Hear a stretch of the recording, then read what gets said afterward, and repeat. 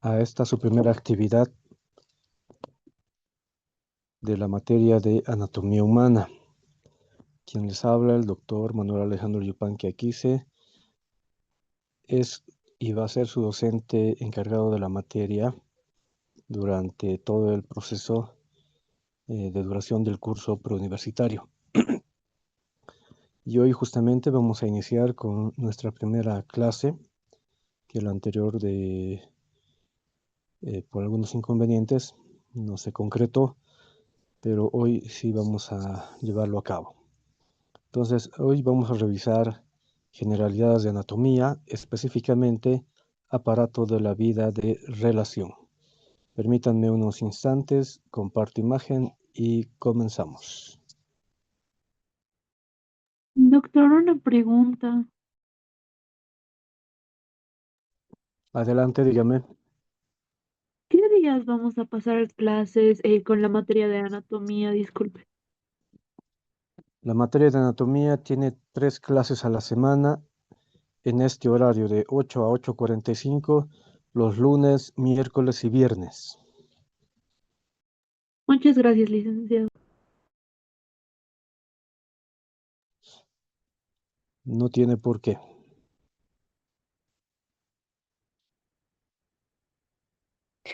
Licenciado, disculpa la pregunta.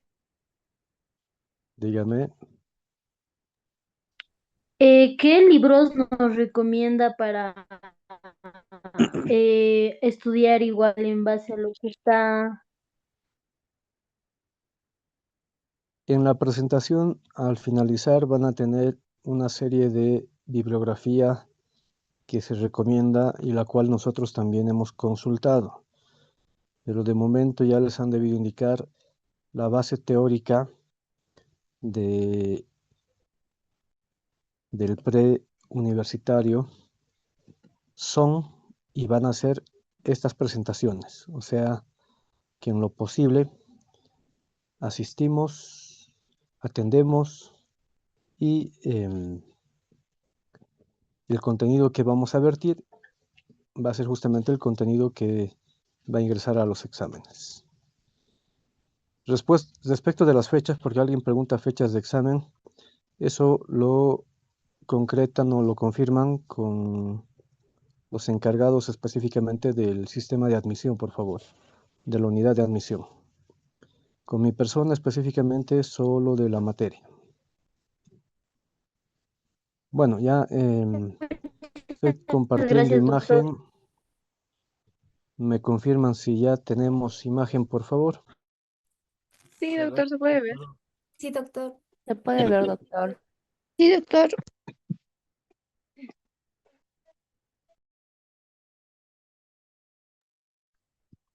Perfecto, muchas gracias. Nuevamente, entonces, bienvenidos y damos inicio a nuestra actividad para el día de hoy. Estamos entonces, reitero, en la materia de anatomía humana, estamos revisando el tema de generalidades, aparato de la vida de relación. Ese es nuestro primer capítulo del día de hoy. En primera instancia, requerimos siempre tener en mente un concepto de esta materia que es tan elemental, sobre todo cuando ya ustedes puedan ser parte de la carrera, o en las diferentes áreas a las que estén postulando, ¿no? Entonces, la anatomía es una ciencia que estudia los tejidos y órganos que conforman el cuerpo humano desde el punto de vista macroscópico y normal.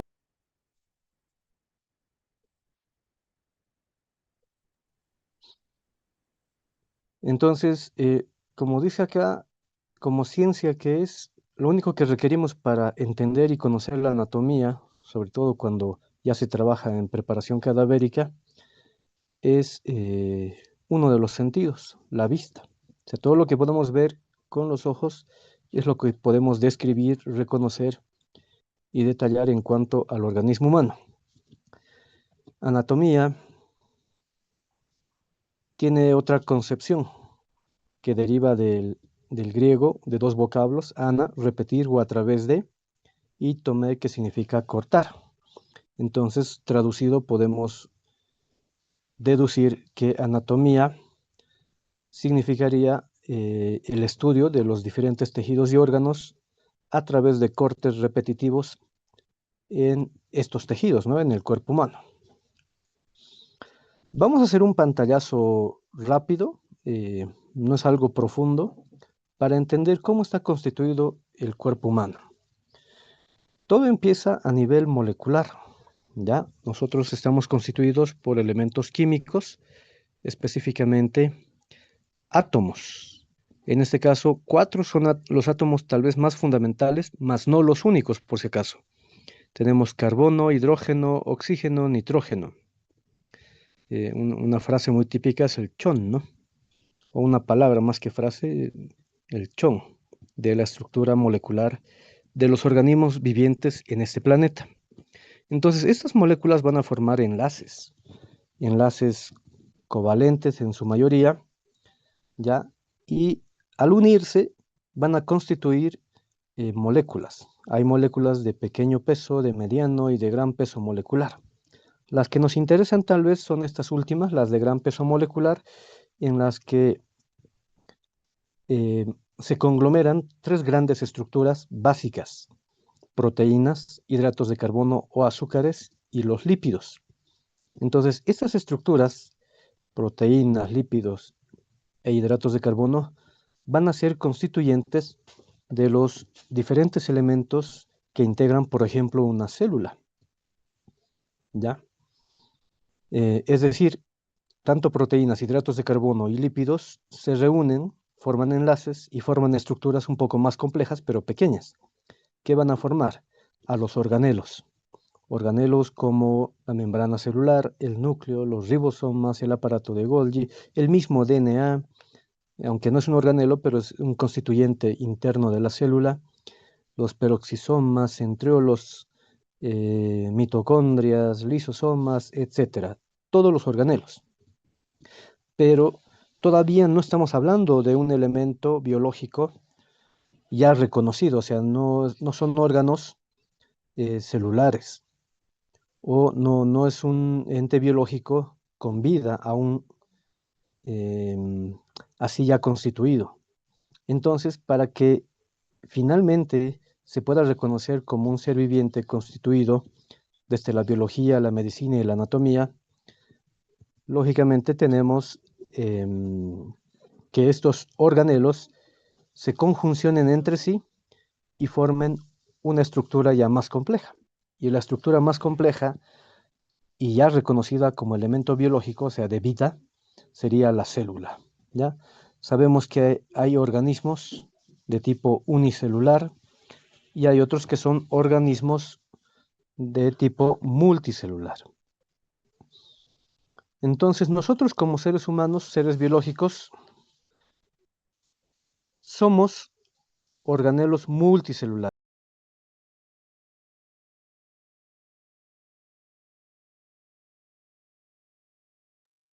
Somos organismos multicelulares. Pero nosotros estamos constituidos por diferentes tipos de células. Por ejemplo, células cúbicas, planas, estrelladas, cilíndricas, fusiformes, una gran variedad de tipos celulares que constituyen los diferentes tejidos. Bueno, una vez que ya tenemos la célula constituida, estas células, por semejanza y por funcionalidad similar, también se conjuncionan para formar ya elementos un poco más grandes. Y en este caso, lo que vienen a formar las células en su conjunto son los tejidos. Desde el punto de vista histológico, tenemos solamente 4 tejidos básicos: el tejido epitelial, el tejido muscular, el tejido nervioso y el tejido conectivo. De hecho, para los anatomistas, desde aquí empieza el reconocimiento ya estructural macroscópico. O sea, nosotros podemos ver epitelio, sí, la piel es un epitelio. Podemos ver músculos, sí, quitemos algunos planos superficiales y vamos a ver ya los músculos. Si profundizamos un poco, vamos a ver nervios periféricos o centrales y también parte del tejido conectivo. Entonces, desde los tejidos nosotros ya reconocemos la estructura macromolecular o anatómica propiamente dicha, ¿ya? O sea, a simple vista, ¿no? Porque para ver células necesitamos mínimamente un microscopio. Ahora, estos 4 tejidos básicos, por lo menos 2, 3 o los 4 se reúnen para formar ya estructuras más complejas, que van a ser los órganos. Órganos como el hígado, páncreas, corazón, pulmones, riñones, el mismo cerebro, los huesos y otros. Todos ellos son órganos constituidos por 2 o más de los tejidos básicos. Una vez que ya tenemos a los órganos formados, porque ellos ya van a tener su forma, su estructura, sus características y sobre todo su función específica, estos órganos se van a reunir otra vez, se van a conjuncionar, van a trabajar de manera conjunta para formar lo que se conoce ya de un modo más grande, más grotesco en anatomía, los aparatos y sistemas.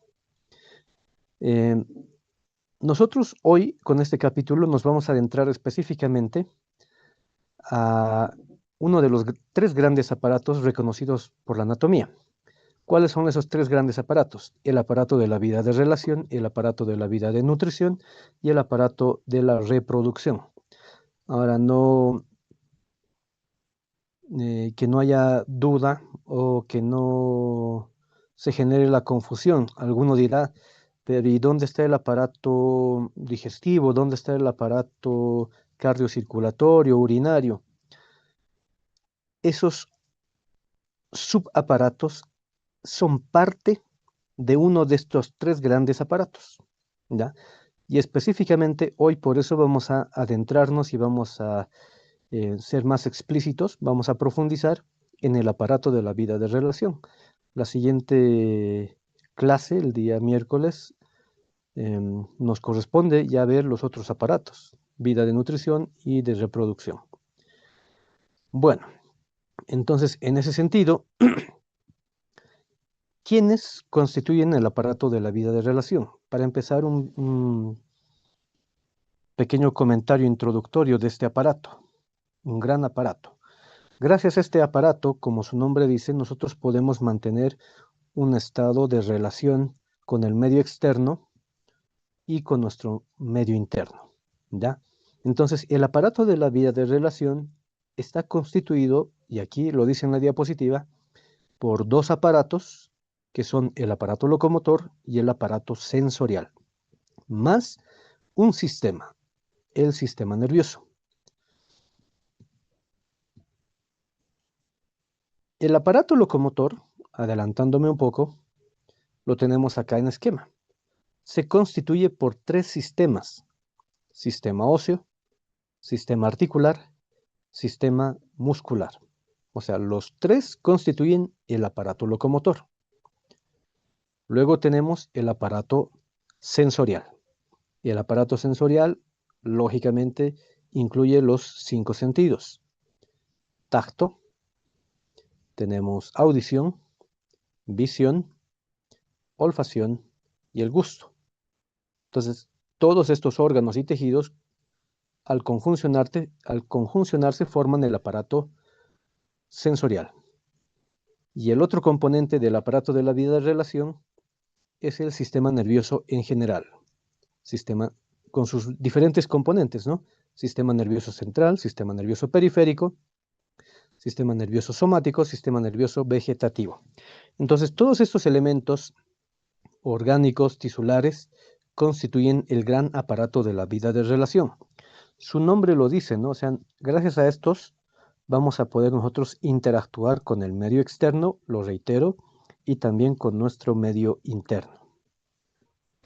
Empecemos a desglosar un poco. Nos vamos a centrar ahora al aparato locomotor. El aparato locomotor, que ya hemos indicado, pero reitero, está constituido por el sistema muscular, sistema articular y el sistema óseo o esquelético, nos permiten un mecanismo de locomoción o dinámica corporal, o sea, vamos a poder movernos gracias al aparato locomotor. Gracias a que los huesos nos sirven como sistemas de palanca y anclaje, pero a su vez trabajan de manera conjunta con las articulaciones que facilitan el desplazamiento del segmento y sobre todo también con los músculos que son la parte activa y contráctil. O sea, estos últimos son los que al realizar su función, nosotros vamos a poder generar un movimiento específico. Vamos a seguir desglosando y entrando uno por uno, no con mucha profundidad, pero sí algunos detalles importantes desde el punto de vista general. El sistema esquelético.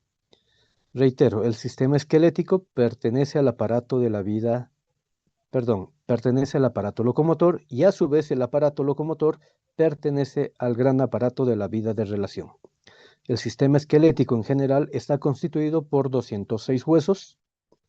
Se divide en dos segmentos o dos grandes grupos, que son el esqueleto axil, que son aquellos huesos que están justamente en la línea media o en el eje del cuerpo.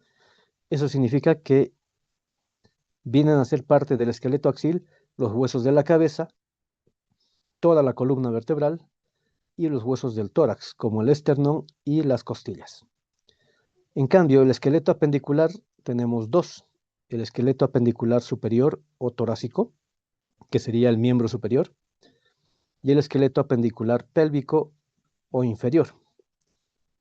En ellos están los huesos del hombro, del brazo, del antebrazo y la mano, o en su defecto, hacia abajo tenemos huesos de la pelvis, del muslo, de la pierna y los pies. Una aclaración. Este número 206 es general e incluye a los huesecillos del oído. Sabemos que hay 3 huesecillos pequeños en el oído: yunque, martillo y estribo. Como son 3 para un lado, 3 para el otro lado, 6 huesos o huesecillos. Eso significa que este número 206 justamente corresponde a esos 6 huesecillos. O sea que el general de los huesos, los más grandes, serían en un total de 200 huesos, o sea, los grandes. Bueno, esto lógicamente en promedio, ¿no? Para la mayoría de los autores. Seguimos. Dentro del sistema óseo o esquelético tenemos subvariantes de los tipos de huesos. ¿Ya?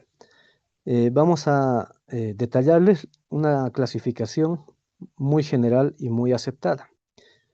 Tenemos huesos largos, huesos cortos, tenemos huesos anchos o planos y huesos irregulares. Algunos autores reconocen a los huesos sesamoideos como un grupo y otros reconocen a los huesos neumáticos como otro grupo más, pero para fines prácticos o didácticos solamente vamos a reconocer los primeros 4, porque los otros tienen otra connotación que en otro momento tal vez podríamos hablar al respecto. Bueno, cada hueso, cada tipo más bien, tiene una definición. O sea, el hueso largo, para que sea hueso largo, tiene que tener esta característica. Y nos dice acá en la diapositiva, ¿no? Tiene que haber predominio de la longitud sobre la anchura y el espesor. O sea, son alargados, mas no son anchos, pero tampoco son profundos. Es más, otro detalle que podemos añadir: un hueso largo siempre tiene que tener una diáfisis y 2 epífisis. Los huesos cortos. Antes, un ejemplo o ejemplos de huesos largos. Tenemos muchos: el húmero, el cúbito radio, tenemos el fémur, tibia peroné, entre otros, como huesos largos. Huesos cortos. ¿Cuál es el concepto de los huesos cortos? Las 3 dimensiones, o sea, longitud, anchura y espesor o profundidad, son bastante semejantes. Bastante semejantes. ¿Ya? Es decir, no hay un predominio, no son alargados, no son aplanados, no son ensanchados, ni son tan gruesos. ¿Ya? No hay un predominio. Entonces los huesos cortos son bastante semejantes, pero hay una característica que me falta mencionar. Los huesos cortos sí tienen predominancia de tejido óseo esponjoso en relación al tejido óseo compacto. Eso a diferencia de los huesos largos. Los huesos largos tienen predominancia de tejido óseo compacto y no tienen mucho tejido óseo esponjoso. Los huesos anchos. Ejemplos, siempre se me va. Ejemplos de huesos cortos. Tenemos huesos en la mano, huesos del carpo. Tenemos en el pie huesos del tarso. Hay varios ahí, tenemos por decir, en la mano, escafoides, semilunar, piramidal, hueso grande, ganchoso y otros. En el pie tenemos el astrágalo, calcáneo, cuboides, navicular y los cuneiformes, entre otros. No son los únicos, pero son los más representativos. Huesos anchos o planos. ¿Qué nos dice el concepto? Hay predominio de la anchura y la longitud sobre el espesor. Tenemos acá un hueso ancho en el esquema, en la imagen, ¿ya? O sea, son relativamente alargados, pero sobre todo predomina el diámetro de anchura sobre el espesor, o sea, son planos, son planos. Y los encontramos como ejemplo, estos huesos planos sobre todo están en la cabeza, como en el cráneo, el frontal, los parietales, parte del temporal, el occipital, pero también los tenemos en otros sitios, como por ejemplo la escápula es plano o aplanada, el esternón, el hueso coxal, entre otros huesos, serían los ejemplos de huesos planos. Y por último, los huesos irregulares.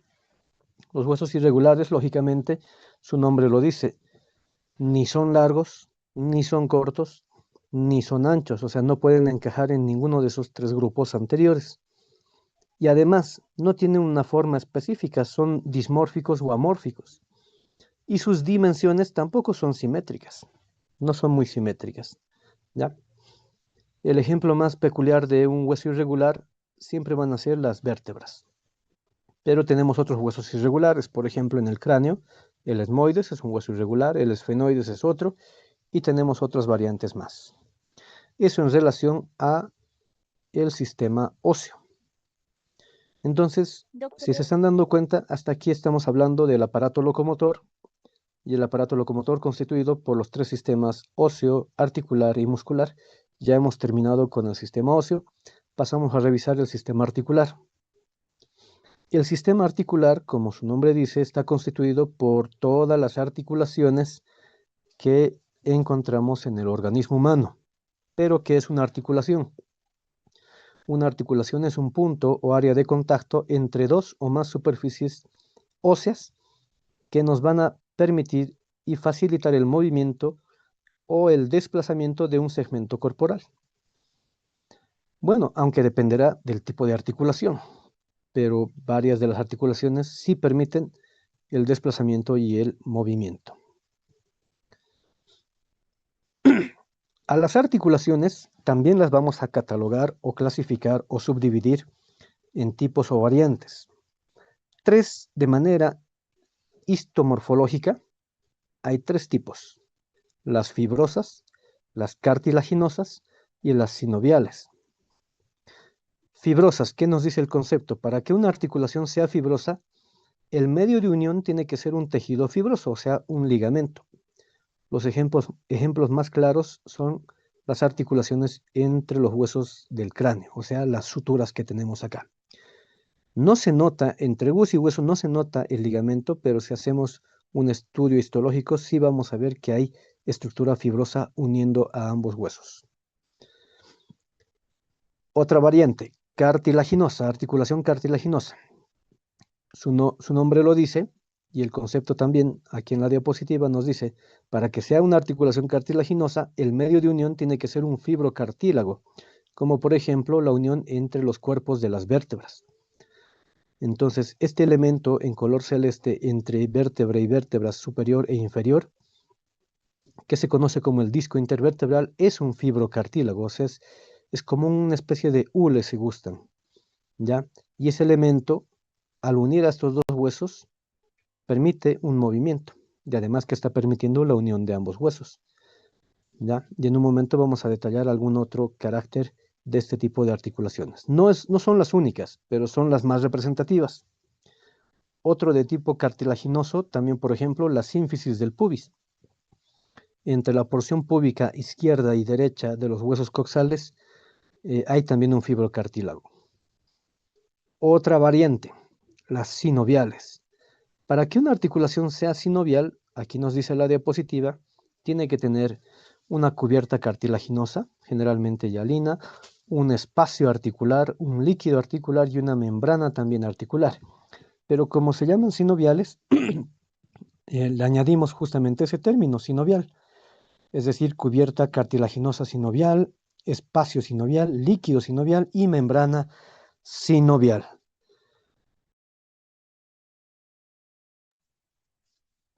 Perdón. Bueno, entonces, tiene que cumplir esas características para que recién sea considerada una articulación de tipo sinovial. Si no cumple, lógicamente no lo sería, tendría que ser una de las dos anteriores. Ahora, a su vez, a estas articulaciones fibrosas, cartilaginosas o sinoviales se las puede catalogar, se las subdivide o clasifica por sus movimientos. Las de tipo fibrosas, o sea, las suturas en el cráneo, se las considera inmóviles. El término más adecuado es sin artrosis, o sea que no pueden moverse, ¿ya? Porque el medio de unión es bastante firme. A diferencia de las articulaciones cartilaginosas, se las cataloga como articulaciones semimóviles o anfiartrósicas, que sería el término más apropiado. O sea, la unión entre los cuerpos vertebrales es relativamente flexible, ¿ya?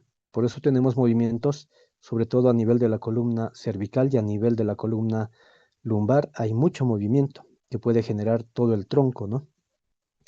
Y por último, las articulaciones de tipo sinoviales se llaman o se las considera articulaciones móviles o de gran movimiento o de amplio movimiento, y el término más apropiado sería diartrósicas o diartrosis. Entonces, estas, como tienen el espacio articular, por eso es que pueden generar un desplazamiento mucho más amplio de las superficies articulares. Ahora, solo para las sinoviales, ojo, lo estamos aclarando, solo para las sinoviales hay 6 variantes, ¿ya? O sea, dentro de las articulaciones sinoviales encontramos 6 subvariantes de tipos de articulación sinovial. ¿Por qué se caracterizan o por qué hay las 6 variantes? Solamente es por el cambio en la superficie articular, la forma de la superficie. Por ejemplo, las primeras, acá las tenemos. Las primeras son las articulaciones planas o artrodias. ¿Cómo son las superficies articulares? Su nombre lo dice. Tenemos una superficie plana, está la otra superficie que también es plana, se unen entre ambas y generan movimientos de desplazamiento. Esa es una variante de articulación sinovial. ¿Dónde tenemos articulaciones de este tipo?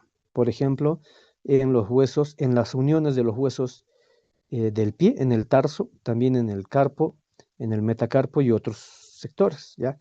Un ejemplo que también nos da aquí en la diapositiva es la articulación acromioclavicular, es de este tipo. Otra variante, las de tipo polea o tróclea. Las de tipo polea o tróclea, ¿ya? Su nombre lo dice, una de las superficies articulares tiene que tener forma de polea.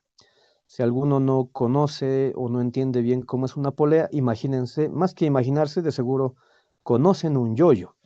Entonces, ¿cómo es un yoyo? Tiene 2 vertientes, ¿ya?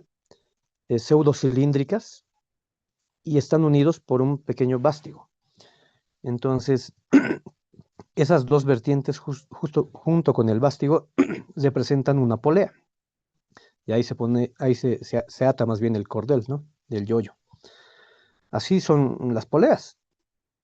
Ya, ahora, por si acaso, hay también poleas en el ámbito em, de la construcción. Han debido escuchar la plomada para eh, mantener el nivel, el lineamiento de las construcciones, se usa justamente una polea o una plomada, que igual tiene 2 vertientes, una garganta.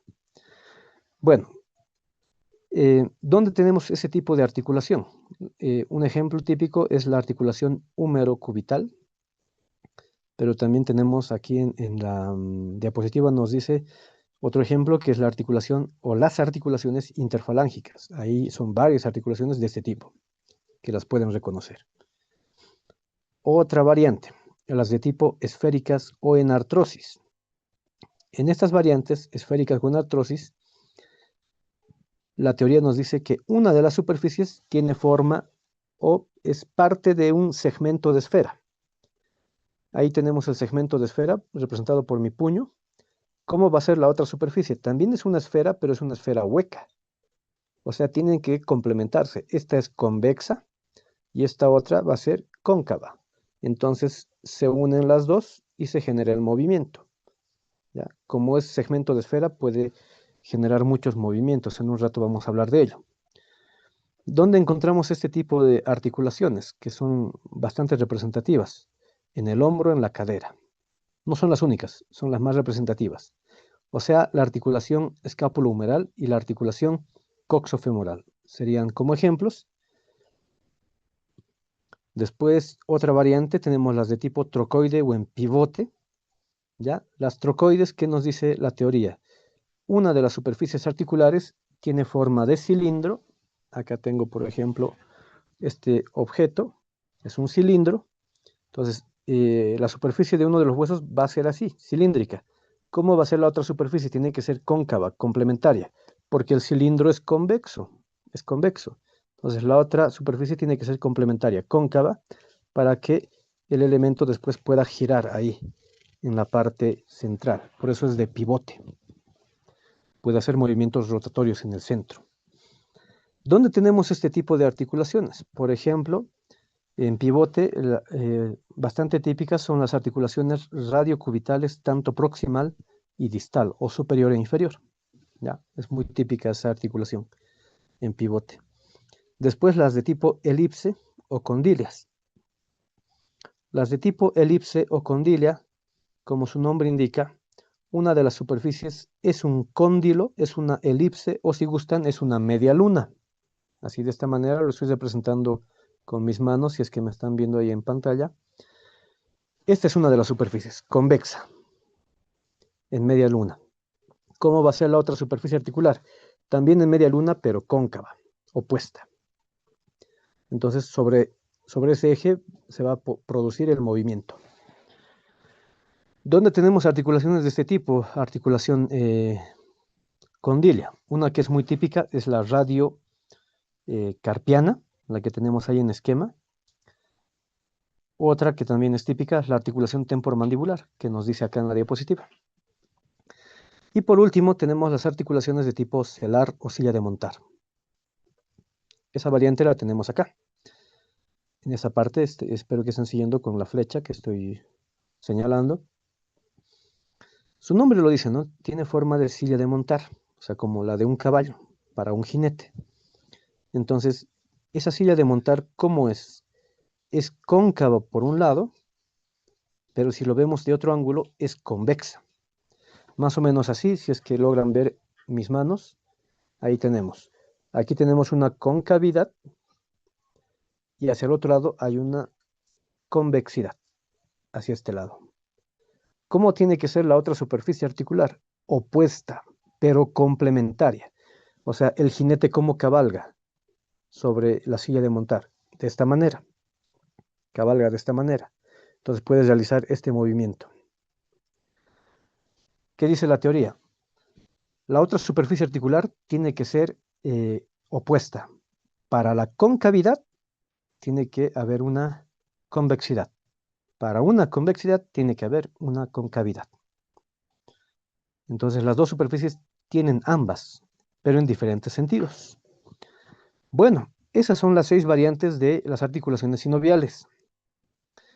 Ahora, estas mismas articulaciones sinoviales se las cataloga, se las clasifica por el número de ejes que tienen, porque son de amplio movimiento.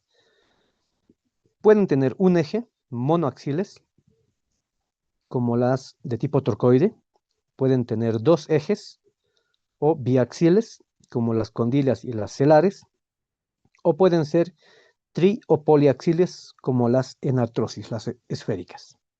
Entonces, gracias al número de ejes, una articulación puede realizar más o menos movimientos.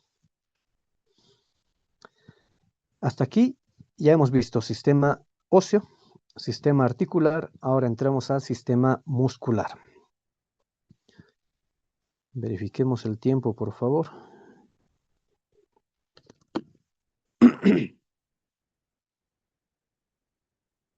Oh, Se nos va muy rápido el tiempo. Vamos a correr un poquito, jóvenes. Bueno, el sistema muscular está constituido por 640 músculos, 320 para el hemicuerpo derecho, 320 para el hemicuerpo izquierdo, pero estamos hablando de músculos esqueléticos, somáticos, que responden a nuestra voluntad y somos conscientes de los movimientos. A los músculos también podemos catalogarlos en por diferentes características. Por ejemplo, por el número de vientres que tiene un músculo. Hay músculos poligástricos que tienen varios vientres o cuerpos, como en el caso del esquema en la parte inferior. Un músculo de esta característica es el recto del abdomen. Tiene 1, 2, 3, 4, hasta 5 pequeños vientres. Hay otros que son solamente de 2 vientres, los digástricos, pero característicamente los digástricos pueden estar separados por un tendón intermedio. Un ejemplo de este caso es el músculo del mismo nombre, digástrico, que se encuentra en la región submandibular, en este lado.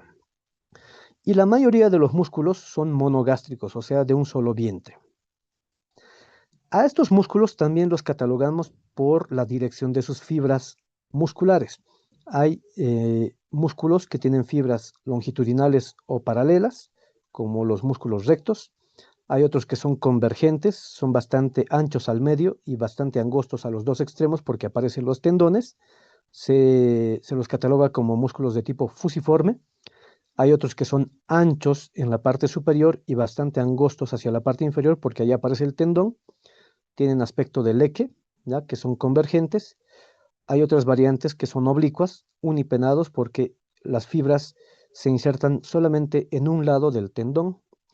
Y las que son de tipo bipenados o bipeniformes es cuando se insertan, las fibras musculares se insertan en los dos lados, en las dos caras del tendón.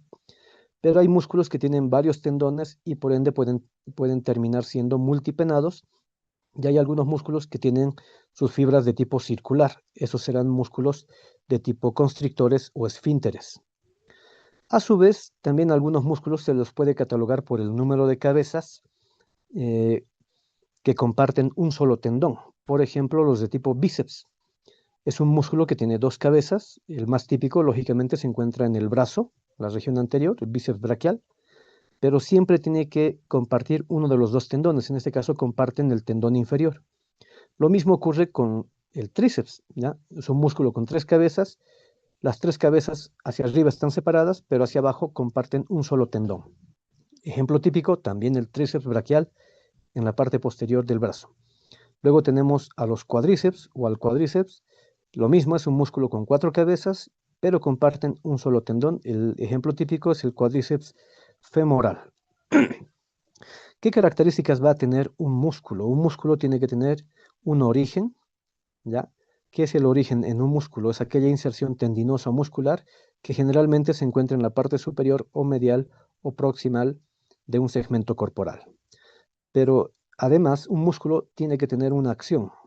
La acción del músculo corresponde a la contracción y el desplazamiento del segmento que genera ese músculo. O sea, el bíceps, por ejemplo, es un músculo flexor. Genera este movimiento, si me están logrando ver a este lado. Entonces, generamos el mecanismo de flexión. Esa es la acción del músculo. La inervación. Para que este movimiento ocurra, este músculo tiene que tener una fibra nerviosa que lo active. Si no tiene esa fibra nerviosa, probablemente no se activaría y no se movería. Entonces, esa inervación viene generalmente de una rama nerviosa, de una fibra o de un nervio motor somático. Y también tiene una inserción, el músculo. La inserción es otra vez un poco reiterativo o redundante, es otra inserción tendinosa o muscular, pero generalmente en la parte inferior o lateral o distal del músculo. Y además, la inserción es la parte activa. Porque, por ejemplo, del bíceps, en la parte activa, ¿qué se va a mover? Se va a mover el antebrazo. Entonces, ese punto fijo en la parte inferior es el que está generando el desplazamiento. Y los otros puntos de origen serían los puntos fijos, que no se mueven, son los puntos de anclaje o de apoyo. Hasta ahí entonces con sistema muscular. Hemos concluido sistema óseo, articular, muscular y habríamos concluido con el aparato locomotor. Pasamos a revisar el sistema nervioso. El sistema nervioso nos permite la interacción del medio externo con el medio interno o viceversa, gracias a los diferentes estímulos que genera, que pueden ser motores, o los que recibe, que son sensitivos. comprende dos grandes componentes anatómicamente hablando, el sistema nervioso central y el sistema nervioso periférico. A su vez, también podemos catalogarlo o dividirlo como sistema nervioso somático. Ojo, lo estoy aclarando. Somático es todo aquello que nosotros manejamos a voluntad y además de manera consciente. En cambio, lo vegetativo, el sistema nervioso vegetativo o visceral, nosotros no lo manejamos, es involuntario, es autónomo y además es inconsciente a nuestra voluntad. Ahora, el sistema nervioso, lógicamente, como parte del gran aparato de la vida de relación. El sistema nervioso central está constituido por el encéfalo y la médula espinal. Y el encéfalo, a su vez, comprende el cerebro, el cerebelo y el tallo encefálico. Y el tallo encefálico, no olviden que tiene tres segmentos: mesencéfalo, puente y bulbo raquídeo. El encéfalo cumple funciones muy específicas, sobre todo para generar estímulos motores, tanto somáticos como vegetativos. También recibe estímulos sensitivos del mismo carácter, pero a su vez cumple otras funciones cerebrales superiores, como por ejemplo pensamiento, memoria, lenguaje, planificación, aprendizaje, emociones y otros. Entonces es bastante complejo el trabajo que genera todo el encéfalo, sobre todo ambos hemisferios cerebrales. La otra parte del sistema nervioso central es la médula espinal. La médula espinal tiene diferentes segmentos o porciones: cervical, torácica, lumbar, sacra y coxígea. Y de cada uno de estos segmentos se desprenden los llamados nervios raquídeos o espinales: 8 en la región cervical, 12 en la región torácica, 5 en la región lumbar, 5 en la región sacra y 1 a 3 en la región coxígea.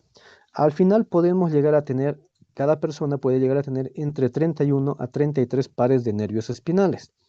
¿Para qué sirven estos pares de nervios espinales? ¿Ya? Estos van a constituir los diferentes plexos, generalmente de carácter más somático que vegetativo. Como por ejemplo, tenemos el plexo cervical, plexo braquial, plexo lumbar, plexo sacro, plexo coxígeo. No hemos mencionado un plexo torácico porque no existe. En la región torácica solamente encontramos a los nervios intercostales. A su vez, estos nervios, lógicamente, son parte del sistema nervioso periférico, casi de modo específico, somático. Junto con los nervios raquídeos, tenemos que describir y detallar a los pares craneales, que son en un número total de 12. ¿Ya? Dos de los primeros, el olfatorio y el óptico, el primero y el segundo par craneal, no se originan del tallo encefálico, o sea, tienen una conexión directa con cada hemisferio cerebral. En cambio, a partir del tercer par craneal hasta el 12º, todos sí tienen un origen o en el mesencéfalo, o en el puente, o en el bulbo raquídeo. Tenemos el primer par craneal, que es el olfatorio, que es un nervio sensorial, o sea, nos permite percibir aromas, olfacción, olfato. El segundo par craneal, óptico, también es sensorial, nos permite recibir estímulos visuales, la vista. El tercer par craneal, que es el oculomotor, es un nervio motor somático, pero también es motor visceral, ¿ya? Porque estimula a los músculos del ojo, pero también genera estímulos parasimpáticos para la pupila y otros. El cuarto par craneal, troclear, es un nervio motor somático porque solamente estimula a un músculo también del ojo, que es el músculo oblicuo superior. El trigémino es tanto motor y sensitivo somático porque estimula sobre todo a los músculos masticadores, entre otros, no son los únicos, pero también recibe información sensitiva de toda la cara y gran parte de la cabeza. Luego tenemos el abducens, que es un nervio motor somático porque solamente estimula a otro músculo del ojo, que es el recto lateral.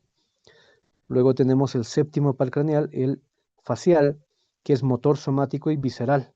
¿Ya? Sus fibras motoras somáticas están destinados a los músculos de la cara y las fibras parasimpáticas viscerales para glándulas como la glándula lacrimal y glándulas salivales como la sublingual y la submandibular. Luego tenemos el octavo par craneal auditivo o vestíbulo coclear, que es sensorial, que nos permite reconocer los sonidos, o sea, la audición. Luego tenemos el noveno par craneal, el glosofaringio, que es motor somático y visceral. En la parte somática estimula los músculos de la faringe y otros. ¿ya? Y en la parte visceral también es parasimpático para estimular a glándulas como la parótida. Luego tenemos el décimo par craneal, el vago o cardionemo gastroentérico cólico, ya que es un nervio de tipo motor somático y visceral. En lo motor somático, sobre todo, estimula músculos de la laringe y del paladar, y en lo motor visceral es el que tiene el mayor contingente parasimpático de todo el organismo. O sea, el nervio vago estimula parasimpáticamente a órganos tanto del tórax, del abdomen. O sea, es bastante amplio su distribución. El onceavo par craneal, que sería el accesorio, es un nervio motor somático, ya que solamente estimula a músculos del cuello como el esternocleidomastoideo y el trapecio. Y por último, el doceavo par craneal, que es el hipogloso, que también es motor somático, que estimula a los músculos de la lengua y algunos músculos del cuello. Entonces, todos estos pares craneales se denominan así porque se originan dentro del cráneo, pero salen fuera del cráneo, para llegar a sus órganos diana y generar su estímulo correspondiente.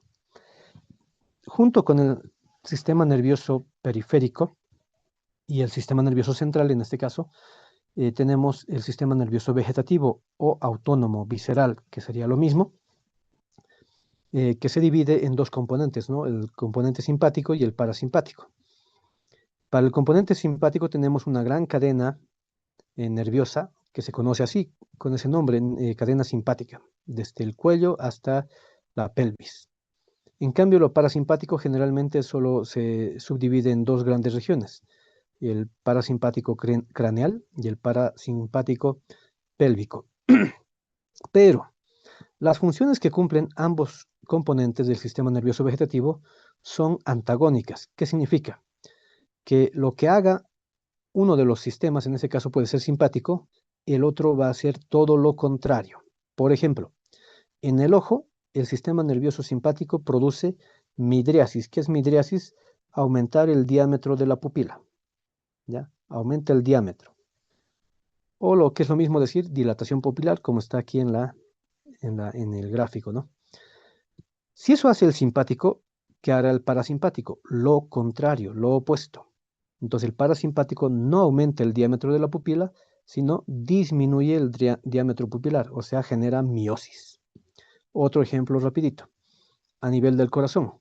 A nivel del corazón, el sistema simpático genera aumento de la frecuencia, aumento del ritmo y de la fuerza de contracción.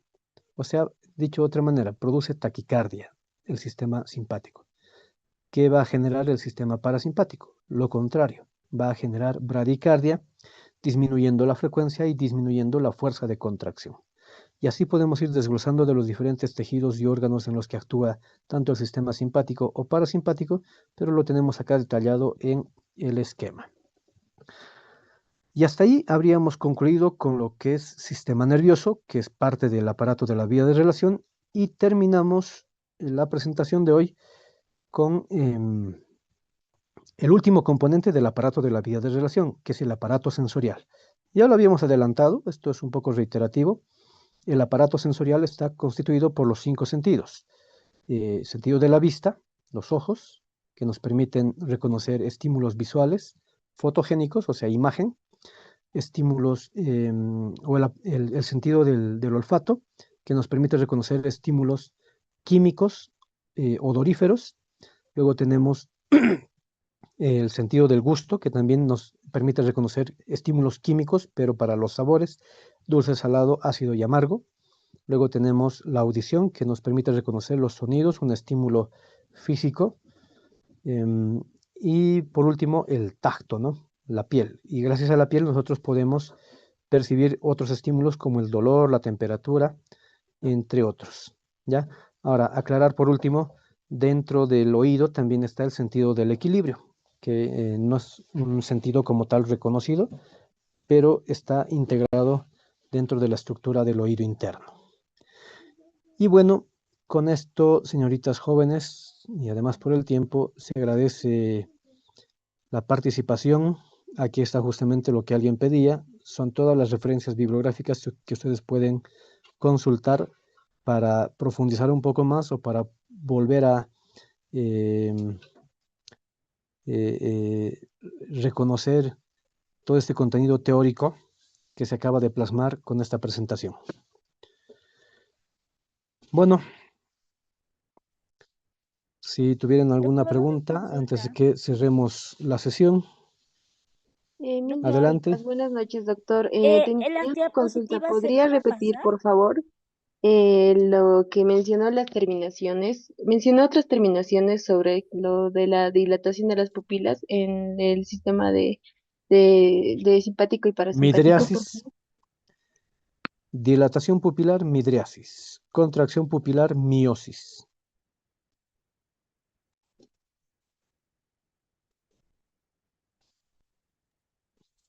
Doctor, ¿las ¿Alguien más? diapositivas se van a pasar en algún lugar? Eso ya depende de la unidad de admisión facultativa, que yo entienda si les van a proporcionar la grabación, sobre todo la grabación, más que solamente la presentación. Muchas gracias, doctor.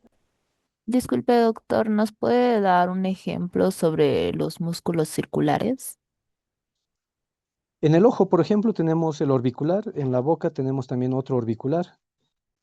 Esos son músculos circulares, que lo vamos a ver en una siguiente clase cuando estemos hablando específicamente de músculos. Bueno, por hoy entonces, hasta ahí, señoritas jóvenes, muchísimas gracias. Ya nos hemos excedido del tiempo, más bien somos, creo, la última actividad del día. Entonces nos estamos reencontrando el día miércoles en el mismo horario, por favor. Muchísimas gracias, que tengan un buen descanso. Hasta luego. Buenas noches, doctor. Luego, doctor. Buenas Luego, noches, doctor. doctor. Buenas noches, Hasta luego. doctor.